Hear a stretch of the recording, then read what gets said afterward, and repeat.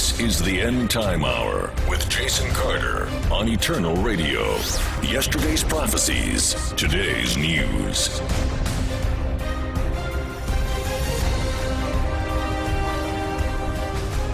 Welcome back, friends. Now it's time for our end time topic of the week. Now today I want to talk about end time deception. One of the big players here in this deception is the mainstream news and entertainment industry.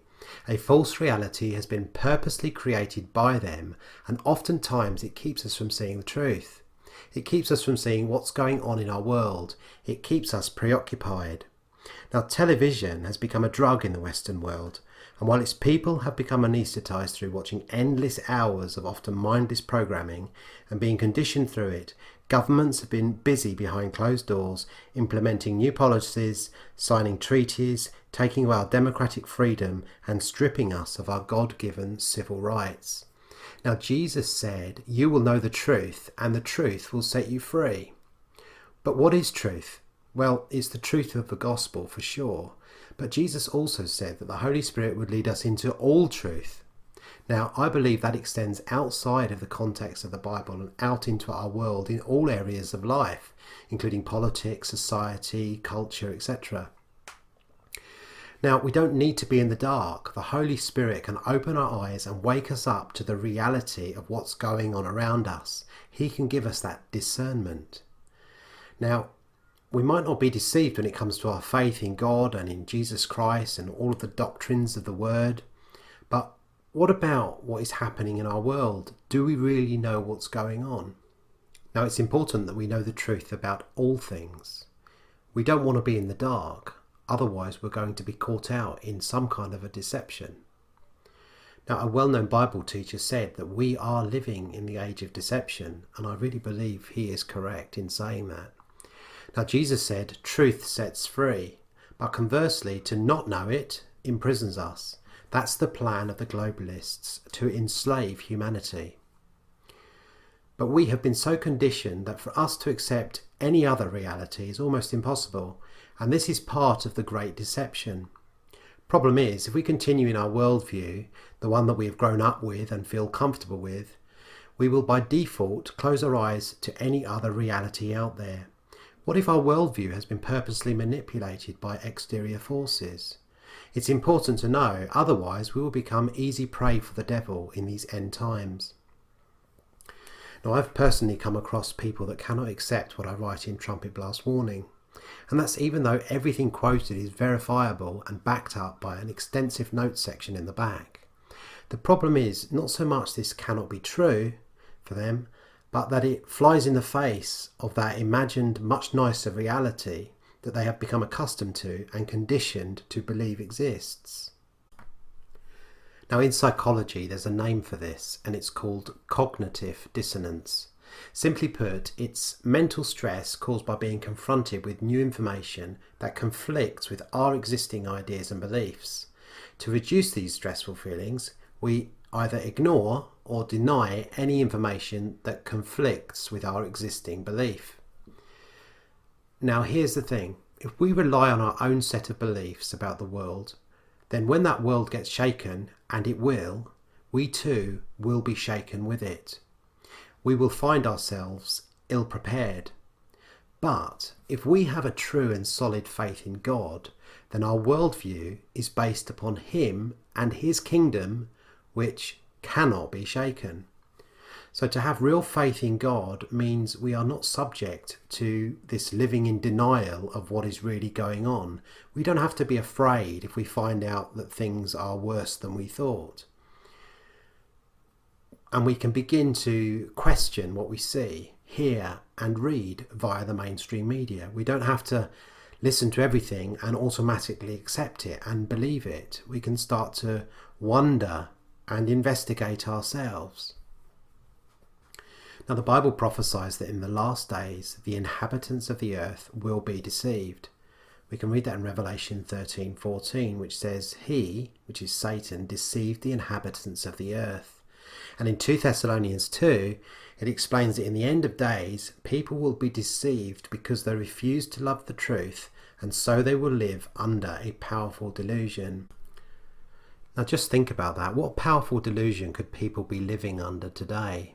Well, I believe that one of those delusions is the medium of television.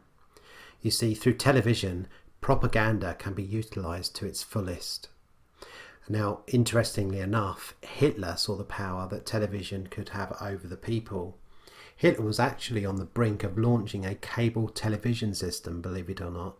The plans were found in the ruins of Berlin in 1945, and they would basically have TVs everywhere so that they could disseminate that propaganda throughout Germany.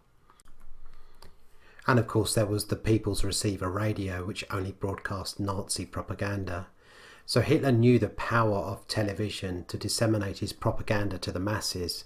In fact, Hitler said this. He said, "By skillful and sustained use of propaganda, one can make a people see heaven as hell or a most wretched life as paradise." So he not only understood the power of television, but he understood the power of propaganda and what you could do to sway a people.